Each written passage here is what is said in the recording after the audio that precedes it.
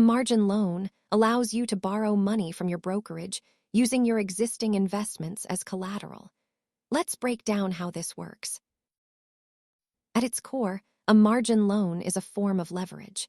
You are using borrowed capital to potentially increase the size of your portfolio. Generally, brokerages allow you to borrow up to 50% of your portfolio's value, though specific house requirements may be much stricter. When you buy on margin, your securities act as the loan's backing.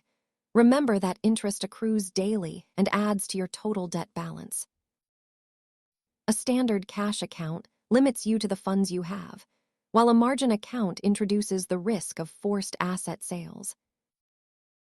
If your portfolio value drops, your equity shrinks, which can trigger a margin call requiring you to deposit more cash immediately.